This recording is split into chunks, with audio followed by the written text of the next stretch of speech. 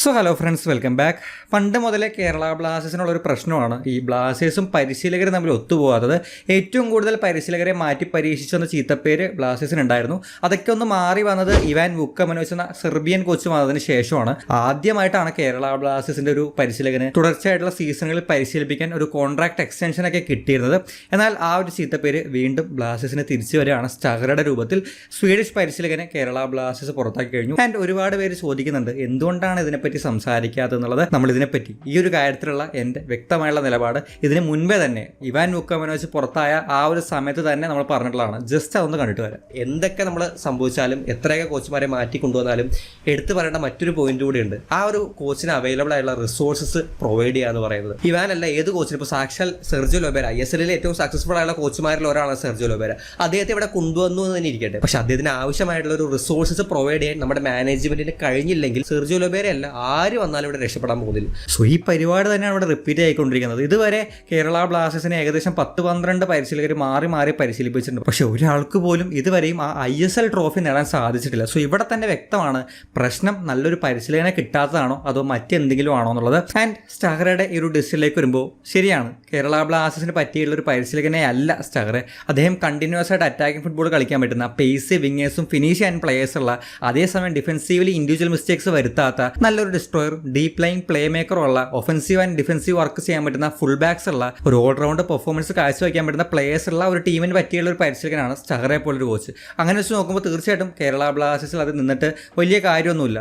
ഈ പറഞ്ഞ പോലെ നമ്മൾ ഇതുവരെയുള്ള മാച്ചുകൾ എടുത്തു നോക്കുകയാണെങ്കിൽ എറേഴ്സ് കൊണ്ട് കേരള ബ്ലാസ്റ്റേഴ്സിലെ ടീമിലെ പ്ലേയേഴ്സിൻ്റെ ഇൻഡിവിജ്വൽ മിസ്റ്റേക്സ് കൊണ്ട് കൺസിഡർ ചെയ്യുന്ന ഗോളുകളും അതുമൂലം വഴങ്ങിയുള്ള തോൽവികളും എത്ര എണ്ണം ഉണ്ടെന്ന് പരിശോധിച്ചാൽ മതി ഇവിടെ ആരുടേതാണ് പ്രശ്നമെന്ന് മനസ്സിലാക്കാൻ. ഒരുപാട് മാച്ചുകൾ നമ്മൾ ജയിച്ചു നേരിട്ട് തോക്കുന്നു, സമനില കെട്ടിയിട്ട് തോക്കുന്നു. അവിടെ തന്നെ നമ്മൾ ഓപ്പണന്റിന് അങ്ങോട്ട് സൗജന്യമായിട്ട് കൊടുക്കുന്ന ചാൻസുകൾ, അതിലൂടെ വഴങ്ങിയുള്ള ഗോളുകളാണ് മെജോറിറ്റിയും. ആൻഡ് ഇവിടെ സ്റ്റാർ ഒരു 100% പെർഫെക്റ്റ് ആയിരുന്നു എന്ന് എനിക്ക് തോന്നിയിട്ടില്ല. ചില പ്രശ്നങ്ങൾ അദ്ദേഹത്തിനും ഉണ്ട്, ചില മിസ്റ്റേക്സ്, ചില ഡിസിഷൻസ് എടുക്കാൻ അദ്ദേഹം വൈകി. പ്രത്യേകിച്ചും മോഹൻ ബഗാനെതിരെ കളിച്ച ആ ഒരു ലൈനപ്പ് അല്ലെങ്കിൽ ആ ഒരു ഫോർമാറ്റിലേക്ക് അദ്ദേഹം എത്താൻ വലിയ രീതിയിൽ ടൈം എടുത്തു. എൻ്റെ ഒരു അഭിപ്രായത്തിൽ ആ ഒരു ലൈനപ്പും അല്ലെങ്കിൽ ആ ടൈപ്പ് ഓഫ് ഒരു ഗെയിംസിലും കുറച്ചുകൂടി നേരത്തെ ആ ഡിഫൻസീവ് കവറിൽ സൈഫിനെ കൊണ്ടുവന്നിട്ട് അവിടെ ഒരു എക്സ്ട്രാ ഡിഫൻഡറിനെ ആ ഒരു ലെഫ്റ്റ് വിങ്ങിൽ പ്ലേസ് ചെയ്ത് ആ ലോ ബ്ലോക്ക് ഇട്ട് അത്തരത്തിലൊരു ഡിസിഷനിലേക്ക് കുറച്ചുകൂടി നേരത്തെ വരേണ്ടതായിരുന്നു. അവിടെ കുറച്ചൊന്ന് സ്ലോ ആയിട്ട് സ്റ്റാർ. അതുപോലെ തന്നെ ടീമിൻ്റെ ലിമിറ്റേഷൻസിനനുസരിച്ച് ടീം ഇറക്കാനോ ഗെയിംസിൽ അത്തരത്തിലുള്ള വേരിയേഷൻസ് കൊണ്ടുവരാനോ ഒരുപാട് വേരിയേഷൻസ് അദ്ദേഹം ട്രൈ ചെയ്തിട്ടുണ്ടെങ്കിലും നമുക്ക് അവൈലബിൾ ആയിട്ടുള്ള പ്ലേയേഴ്സും അവിടെ ലിമിറ്റേഷൻസും വെച്ച് കുറച്ച് ഡിഫൻസീവിലായിട്ടുള്ള ഒരു ടാക്ടിക്സിലേക്ക് ചേഞ്ച് ചെയ്യാനുള്ള ശ്രമം വളരെ വൈകിയാണ് അതിന് വന്നത്. സോ അതുകൊണ്ട് തന്നെ ഈ പറഞ്ഞ പോലെ ആ ഒരു പ്രശ്നം സ്റ്റാറുടെ ഭാഗത്തുണ്ട്. പക്ഷേ ഇവിടെ അദ്ദേഹത്തിൻ്റെ ഒരു പാറ്റേൺ അല്ലെങ്കിൽ അതിൻ്റെ ഒരു ഫിലോസഫി, അതിൻ്റെ ഒരു സ്റ്റൈലിന് ആവശ്യമായിരുന്ന പ്ലേയേഴ്സ് നമുക്ക് ഉണ്ടായിരുന്നില്ല എന്നുള്ളത് തന്നെയാണ് ഇവിടെ മെയിനുള്ള പ്രശ്നം. ആൻഡ് ഇവിടെ നമ്മൾ ഒരുപാട് റൂമേഴ്സ് ഇപ്പോൾ നിലവിൽ കേൾക്കുന്നുണ്ട്. Sergio Lobera, Antonio Lopez Habas, Des Buckingham, Ivan Vukomanovic തിരിച്ചു വരുന്നു. പക്ഷേ എൻ്റെ ഒരു പേഴ്സണൽ ഒബ്സർവേഷന് തോന്നിയൊരു കാര്യം, ISL എക്സ്പീരിയൻസ് ഉള്ള ഒരു കോച്ചും കേരള ബ്ലാസ്റ്റേഴ്സിലേക്ക് വരാൻ പോകുന്നില്ല. ഇതിനി തെറ്റാണെന്ന് തിരുത്തേണ്ടത് ബ്ലാസ്റ്റേഴ്സിൻ്റെ ഡ്യൂട്ടിയാണ്. പക്ഷേ എനിക്ക് ഫീൽ ചെയ്തൊരു കാര്യം, ഇപ്പോൾ സെർജിയോ ലോബേര ആണെങ്കിലും ആന്റോണി ലോപ്പസ് അബാസ് ആണെങ്കിലും ഇവരൊക്കെ വന്നു കഴിഞ്ഞാൽ ഇവർ ആവശ്യപ്പെടുന്ന ഒരു റിസോഴ്സസ് ഉണ്ട്. ഈവൻ നമ്മൾ ISL എക്സ്പീരിയൻസ് ഉള്ള കേരള ബ്ലാസ്റ്റേഴ്സിലേക്ക് വന്നിട്ടുള്ള കോച്ചായിട്ടുള്ള എൽക്കോ ഷെട്ടറി പോലും ഓഗ്ബച്ചെ, അതുപോലെ തന്നെ മാരിയോ ആർക്കസ്, സിഡോ ഇവരൊക്കെ ആവശ്യപ്പെട്ടിട്ടുണ്ടെന്ന് കേട്ടിട്ടുണ്ട്. അതുപോലെ ഇവരൊക്കെ വരുമ്പോൾ ഇവർക്ക് ISL അറിയാം, ISLൽ ഏത് ടൈപ്പ് ഓഫ് പ്ലേയേഴ്സിന് വേണമെന്നറിയാം, അവിടെ സക്സസ്ഫുൾ ആവാൻ ഏത് ടൈപ്പ് ഓഫ് ഫോർമാറ്റ് വേണമെന്നറിയാം. സോ ഇവർ ആവശ്യപ്പെടുന്ന ഒരു റിസോഴ്സസ് ഉണ്ടാവും. ഒരു തരത്തിലും ഇവരൊരു മോശം ടീമിനെ, മോശം സ്ക്വാഡിനെ പരിശീലിപ്പിക്കാൻ വേണ്ടി വരില്ല. പ്രത്യേകിച്ച് സെർജിയോ ലോബേര ആണെങ്കിലും ഈ ഹബാസൊക്കെ ആണെങ്കിലും അവരെ സംബന്ധിച്ച് ഒരു നല്ല റിസോഴ്സസിൽ നിന്നുകൊണ്ട് ടാക്ടിക്സ് ഇംപ്ലിമെൻറ്റ് ചെയ്ത് വിജയങ്ങൾ നേടിയെടുക്കുന്ന ടൈപ്പ് ഓഫ് കോച്ചസ് ആണ്. അതുകൊണ്ട് തന്നെ ISL അറിയാവുന്ന കോച്ചുമാരാരും കേരള ബ്ലാസ്റ്റേഴ്സിലേക്ക് വരാൻ പോകുന്നില്ല. അങ്ങനെ വന്നു കഴിഞ്ഞാൽ ഈ പറഞ്ഞ പോലെ അവർ ആവശ്യപ്പെടുന്ന റിസോഴ്സസ് ടീമിന് നൽകേണ്ടി വരും. അത് നൽകാൻ ടീമിന് പറ്റില്ല, കാരണം അവർ ആവശ്യപ്പെടുന്നത് ആ രീതിയിലുള്ള ക്വാളിറ്റി പ്ലേയേഴ്സിനൊക്കെ ആയിരിക്കും.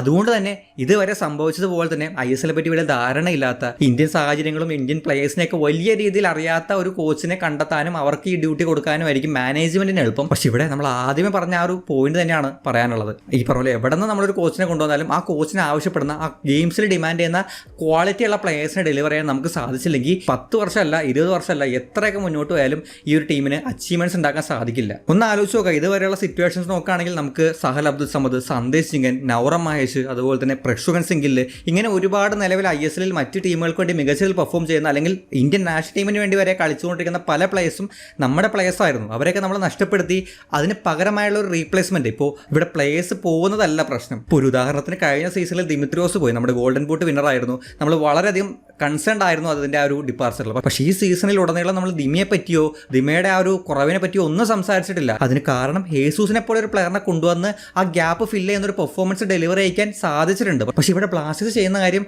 പ്ലേയേഴ്സിനെ ഡെവലപ്പാക്കി എടുക്കുന്ന ഒരു പരിപാടിയിലേക്ക് അമിതമായിട്ട് ആശ്രയിക്കുകയാണ്. സന്ദേശ് സിംഗിന്റെ റീപ്ലേസ്മെന്റ് ആരാണെന്ന് ചോദിച്ചു കഴിഞ്ഞാൽ ഹോർമെ നമ്മൾ ഡെവലപ്പ് ചെയ്യുന്നുണ്ടെന്ന് പറയും. സഹലിന്റെ റീപ്ലേസ്മെന്റ് ആരാണെന്ന് ചോദിച്ചു കഴിഞ്ഞാൽ എയ്മാൻ വളർന്നു വരുന്നുണ്ടെന്ന് പറയും.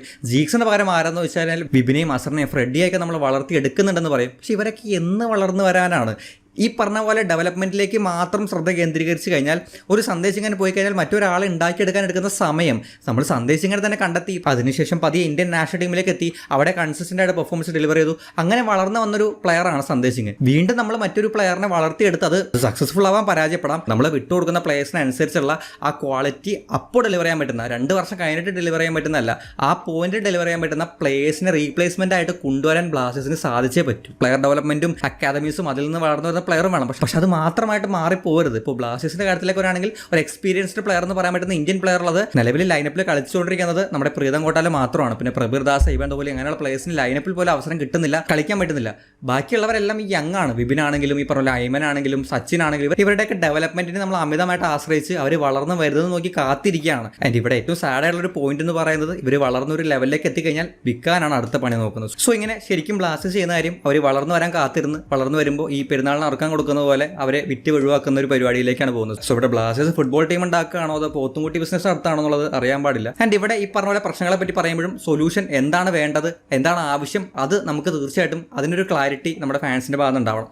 ശരിക്കും നിലവിൽ നമുക്ക് ഏറ്റവും അധികം ആവശ്യമുള്ളൊരു കാര്യം ഇന്ത്യൻ സ്കൗട്ടിങ് അല്ലെങ്കിൽ ഇന്ത്യൻ റിക്രൂട്ട്മെന്റിന്റെ കാര്യത്തിൽ നല്ല രീതിക്ക് അവിടെ ഈ പറഞ്ഞ പ്രശ്നങ്ങളൊക്കെ മാറ്റിക്കൊണ്ട് നമ്മുടെ ഡെവലപ്മെന്റിലേക്കും ഈ പറഞ്ഞ പോലെ ആ പ്ലേയേഴ്സ് വളർന്നു വരുന്നത് നോക്കിയിരിക്കാതെ ഒരു ക്വാളിറ്റി പ്ലെയർ പോകുന്നുണ്ടെങ്കിൽ ആ ക്വാളിറ്റി പ്ലെയറിന് അനുസരിച്ചുള്ള റീപ്ലേസ്മെൻറ്റ് കൊണ്ടുവരാൻ, അത് ഇന്ത്യൻ നാഷണൽ ടീമിൽ കളിക്കുന്ന അത്രയും ക്വാളിറ്റിയുള്ള പ്ലെയറിനെ കൊണ്ടുവരാൻ ടീമിന് സാധിച്ചേ പറ്റും. അവിടെ ഒരുപാട് നമുക്ക് ന്യായീകരിക്കാനും ഒരുപാട് ഈ പറഞ്ഞ പോലെ പ്രശ്നങ്ങളുണ്ടാവും. ഇന്ന പ്ലെയർ ഇന്ന ടീമിൽ കോൺട്രാക്റ്റഡ് ആയിരിക്കും, ആ ഒരു പ്ലെയറിന് വരാൻ താല്പര്യം ഉണ്ടാവില്ല, അങ്ങനെ ഒരുപാട് ഇഷ്യൂസും ഒരുപാട് പ്രശ്നങ്ങളൊക്കെ ഉണ്ടാവും. പക്ഷേ അതൊക്കെ ഈ പറഞ്ഞ പോലെ മറികടക്കലാണ് ഈ മാനേജ്മെന്റിന്റെയും ഈ സ്കൗട്ടിംഗ് ടീമിന്റെയൊക്കെ ലക്ഷ്യം. നല്ലൊരു പ്ലെയറാണ്, ആ ഒരു പ്ലെയറിനെ ടീമിന് അത്യാവശ്യമാണെങ്കിൽ എന്ത് വില കൊടുത്തും ആ ഒരു പ്ലെയറിനെ ടീമിലേക്ക് എത്തിക്കാൻ ശ്രമിക്കുന്ന രീതിയിലാണ് മോഹൻ ബഗാനും അതുപോലെ തന്നെ മുംബൈയൊക്കെ മുന്നോട്ട് പോകൊണ്ടിരിക്കുന്നത്. അതുകൊണ്ട് തന്നെ അവർക്ക് ട്രോഫി ഉണ്ട്, അവർക്ക് അച്ചീവ്മെന്റ്സും ഉണ്ട്. നമ്മളിങ്ങനെ പ്ലേയേഴ്സ് വരുന്നത് നോക്കി അല്ലെങ്കിൽ പ്ലേയേഴ്സിന് ഈ പറഞ്ഞ പോലെ അവർ ആവശ്യപ്പെടുന്നത് അമിതമായുള്ള തുകയാണ് എന്നും പറഞ്ഞ് അവരെ ഒഴിവാക്കി വിടുമ്പോൾ നമ്മൾ വീണ്ടും ഈ ഡെവലപ്മെന്റിലേക്കും ഈ പറഞ്ഞ പോലെ പ്ലേയേഴ്സിന്റെ വളർച്ചയിലേക്കൊക്കെ മാത്രമാണ് നോക്കിക്കൊണ്ടിരിക്കുന്നത്. ആൻഡ് ഏതെങ്കിലും ഒരു പ്ലെയറിനെ സ്കൗട്ടിംഗ് എന്ന് പറയുമ്പോൾ നേരെ പോയി ഐ ലീഗിലേക്കും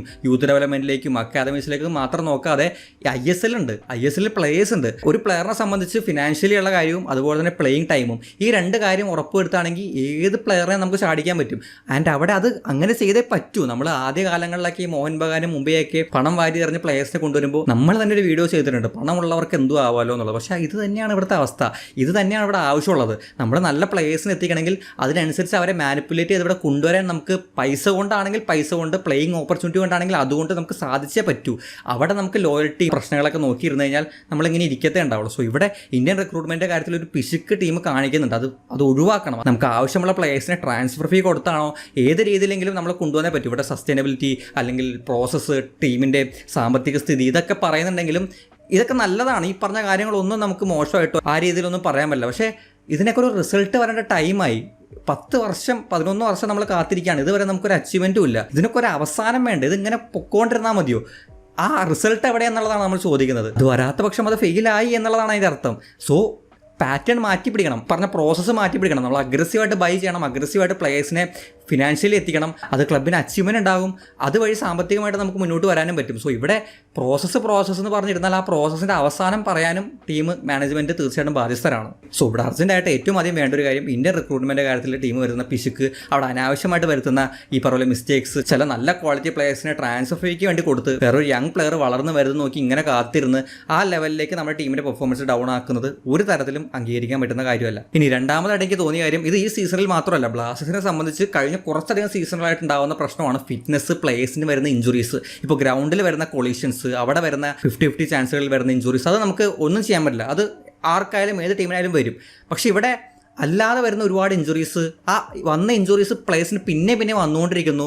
പ്രത്യേകിച്ചും ഐവാൻ ദോഹലിംഗ് ആണെങ്കിലും പ്രബീർ ദാസ് ആണെങ്കിലും ജോഷുവ സിറ്റീരിയോ, അങ്ങനെ ഒരുപാട് പ്ലേയേഴ്സിന് ഇങ്ങനെ വന്ന ഇഞ്ചുറീസ് അത് കംപ്ലീറ്റ്ലി മാറാതെ ഒരു ഇഞ്ചുറി പ്രോൺ. ഇപ്പോൾ ഐവാൻ ദോഹലിംഗ് ഒന്നും ഗോവയിൽ കളിക്കുമ്പോൾ ഇത്രയും ഇഞ്ചുറീസ് വന്നിട്ടില്ല. സോ ഇവിടെ പറയാതിരിക്കാൻ പറ്റില്ല, ബ്ലാസ്റ്റേഴ്സിന്റെ ഫിറ്റ്നസ് ടീമിന്റെ പെർഫോമൻസ് കുറച്ചധികം സീസണുകളായിട്ട് വളരെ മോശമാണ്. കഴിഞ്ഞ സീസണിൽ ഒരുവിധപ്പെട്ട എല്ലാ ഡിപ്പാർട്ട്മെന്റിനും നമ്മൾ സാക്ക് ചെയ്തപ്പോൾ ഈ ഫിറ്റ്നസ് ടീമിനെ എന്തുകൊണ്ട് സാക്ക് ചെയ്തില്ല? പ്രത്യേകിച്ചും ആ സീസണിൽ ആണ് ഏറ്റവും കൂടുതൽ ഇഞ്ചുറി കൺസേൺസും ഈ പറഞ്ഞ പ്രശ്നങ്ങൾ വന്നിട്ടുള്ളത്. ലെസ്കോവിച്ച്, ലൂണ, പെപ്ര, ഒരു നീണ്ട നിര തന്നെയായിരുന്നു ഇഞ്ചുറീസിൻ്റെ കാര്യത്തിൽ. ആ ഇഞ്ചുറീസ് മൂലം തന്നെ നമുക്ക് ഒരുപാട് പോയിന്റ്സ് നഷ്ടപ്പെട്ടിട്ടുണ്ട്. സോ എന്നിട്ട് പോലും അവിടെ ഒരു റിക്രൂട്ട്മെൻറ്റോ അവിടെ ഒരു ചേഞ്ചോ കൊണ്ടുവരാൻ ടീം ശ്രമിച്ചിട്ടില്ല. സോ ഈ സീസണിലും അത് കണ്ടിന്യൂ ചെയ്യുന്നുണ്ട്. ഇവാൻ ധോണി 2-3 മാച്ച് കളിച്ചിട്ട് പിന്നെ അത് കണ്ടിട്ടില്ല. പ്രബിർദാസിനെ കഴിഞ്ഞ മാച്ചിൽ ഒരു മിന്നായം പോലെ കണ്ടു. ഇഷാൻ പണ്ഡിതയും അമോയൊക്കെ ജീവിച്ചിരിപ്പുണ്ടോ എന്ന് പോലും സംശയപ്പെടുന്ന രീതിയിലാണ് അവരുടെ ആ ഒരു എക്സിസ്റ്റൻസ്. സോ ഇവിടെ നല്ലൊരു ഫിറ്റ്നസ് ടീമിനെ കൊണ്ടുവന്ന് പ്ലേയേഴ്സിനെ അവൈലബിൾ ആക്കാം. നമുക്ക് ആകപ്പാടെ ഉള്ളത് കുറച്ച് പ്ലേയേഴ്സാണ്. ആ പ്ലേയേഴ്സിനെ നോക്കിയും കണ്ടും ട്രീറ്റ് ചെയ്യാൻ നമ്മുടെ ഫിറ്റ്നസ് ടീമിന് സാധിച്ചില്ലെങ്കിൽ പിന്നെ ഒന്നുമില്ലാത്ത അവസ്ഥയാണ്. സോ ബാക്കപ്സിനെ കൊണ്ടുവരിക എന്നുള്ളതാണ് ആദ്യം. ഇനി ബാക്കപ്സിനെ കൊണ്ടുവന്നാൽ തന്നെ ഈ പറഞ്ഞ പോലെ ആ പ്ലേയേഴ്സിന് ഫിറ്റ്നസ് പരമായുള്ള കാര്യങ്ങളിൽ ഒരു ചേഞ്ച് കൊണ്ടുവരിക. അവിടെ ഈ പറഞ്ഞ പോലെ കുറച്ചുകൂടി ഒരു ബെറ്റർ ട്രീറ്റ്മെൻറ്റും ബെറ്റർ ആയിട്ടുള്ള പെർഫോമൻസും ഫിറ്റ്നസ് ടീമിനെ വന്ന് വരുത്തുക എന്നുള്ളതാണ് രണ്ടാമതായിട്ട് നമുക്ക് ആവശ്യമുള്ള കാര്യം. ആൻഡ് ഇനി കോച്ചിൻ്റെ കാര്യത്തിലാണെങ്കിലും ഫോറിൻ പ്ലേയേഴ്സിൻ്റെ കാര്യത്തിലാണെങ്കിലും ISL സക്സസ്ഫുൾ ആയിട്ടുള്ള കോച്ചിനെ കൊണ്ടുവന്നാൽ മാത്രം പോരാ. അവർക്ക് ആവശ്യമുള്ള റിസോഴ്സസ്, അവർക്ക് ആവശ്യമുള്ള ഫോറിൻ പ്ലേയേഴ്സ്, ഇന്ത്യൻ പ്ലേയേഴ്സ്, ശക്തമായുള്ള ബാക്കപ്പ് പ്ലേയേഴ്സ് ഇതെല്ലാം പ്രൊവൈഡ് ചെയ്യാൻ സാധിച്ചാൽ മാത്രമാണ് അവർക്ക് വർക്ക് ചെയ്യാൻ സാധിക്കുകയുള്ളൂ. തട്ടിക്കൂട്ട് പ്ലേയേഴ്സിനെ കൊടുത്തിട്ട് ഒരു ആവറേജ് ടീമിനെ കൊടുത്തിട്ട് കോച്ചിൻ്റെ മിറാക്കിൾ കൊണ്ടോ ആ ഒരു സ്ട്രെങ്ത് കൊണ്ടോ മാത്രം ടീമിനെ ഫൈനൽ വരെ എങ്ങനെയും തട്ടിമുട്ടി എത്തിക്കുന്ന പരിപാടിയിലേക്ക് ഇനി ബ്ലാസ്റ്റേഴ്സ് പോയിട്ട് കാര്യമില്ല. ആദ്യമേ പറഞ്ഞ പോലെ സസ്റ്റൈനബിലിറ്റിയും തേങ്ങയും മാങ്ങിയും അതിൻ്റെയൊക്കെ റിസൾട്ട് വരേണ്ട ടൈം കഴിഞ്ഞു. ഇനി അതും പറഞ്ഞ ടൈം വേസ്റ്റ് ചെയ്തിട്ട് കാര്യമൊന്നുമില്ല. സോ ഇതിൽ നിന്ന് തീർച്ചയായിട്ടും ഒരു മാറ്റം വരണം. ഇനി ഞങ്ങളെ പൊട്ടനാക്കാൻ ശ്രമിക്കരുത് പ്ലീസ്. നമ്മൾ ഓരോ മാച്ചിന് മുമ്പും ഒരുപാട് പ്രതീക്ഷകളൊക്കെ ആയിട്ടാണ് കളി കാണാനിരിക്കുന്നത്. 90 മിനിറ്റ്സ് കഴിയുമ്പോൾ എല്ലാ ദിവസവും ആ മാച്ചിന് ശേഷം ഉറങ്ങുന്നത് തന്നെ കുറച്ച് കഷ്ടപ്പെട്ടാണ്. സോ ആ ലെവലിലേക്ക് ഇപ്പോൾ 11 വർഷമായി നമ്മൾ ഇതേ മാനസികാവസ്ഥയിൽ മുന്നോട്ട് പോകുന്നു. ആകെ ഇവാൻ്റെ 3 സീസണും കോപ്പലാശം പരിശീലിപ്പിച്ച സീസണുമാണ് മനസ്സമാധാനമായിട്ട് കാണാൻ പറ്റുള്ളത്. ബാക്കി എല്ലാ മാച്ചുകളും ഇത് തന്നെയാണ് അവസ്ഥ. സോ പ്ലീസ് ഈ പറഞ്ഞ പരിപാടി ഇനി കണ്ടിന്യൂ ചെയ്യരുത്. സോ ഞങ്ങളെ പറ്റിക്കുന്ന പരിപാടി ഇനിയെങ്കിലും നിർത്തണം. നല്ലൊരു കോച്ചിനെ കൊണ്ടുവരിക, അവരാവശ്യപ്പെടുന്ന റിസോഴ്സസ് കൊടുക്കുക. എന്നിട്ട് നമുക്ക് വീഴ്ചകളോ അല്ലെങ്കിൽ മാച്ച് തോക്കുന്ന കാര്യമാണെങ്കിൽ ഞങ്ങൾ സഹിച്ചോളാം. അല്ലാത്ത പക്ഷം നമ്മളായിട്ട് വരുത്തി വെക്കുന്ന തോൽവികൾ, നമ്മൾ ആക്റ്റീവ് അല്ലാത്തതുകൊണ്ട്, നമ്മൾ ട്രാൻസ്ഫർ മാർക്കറ്റിൽ പിശു കാണിച്ചുകൊണ്ട് വരുത്തി വെക്കുന്ന തോൽവികളും സെറ്റ് ബാക്സും ഇനി ഞങ്ങൾക്ക് ആവശ്യമില്ല. സോ ചേഞ്ചസ് വരും എന്ന് വിശ്വസിക്കാം. ഇത് തന്നെയാണ് കണ്ടിന്യൂ ചെയ്യുന്നതെങ്കിൽ നമുക്കൊന്നും പറയാനില്ല. ഓരോ മാച്ചും കാണുക, മാച്ചിന് ശേഷം കഷ്ടപ്പെട്ട് കളിക്കുന്ന പ്ലേയേഴ്സിനെ പറ്റി പറയാം, കിട്ടുന്ന റിസൾട്ടിൽ തൃപ്തരാവുക. ഇത് മാത്രമേ നമുക്ക് വിധിച്ചിട്ടുണ്ടാവുള്ളൂ. സോ ചേഞ്ചസ് വരുമെന്ന് പ്രതീക്ഷിക്കാം. എന്തായാലും നിങ്ങൾക്ക് ഇതിനെപ്പറ്റിയുള്ള അഭിപ്രായങ്ങൾ കമൻറ്റ് ബോക്സിൽ ഷെയർ ശ്രമിക്കുക. നമുക്ക് എന്തായാലും മറ്റൊരു കാണാം. ബൈ.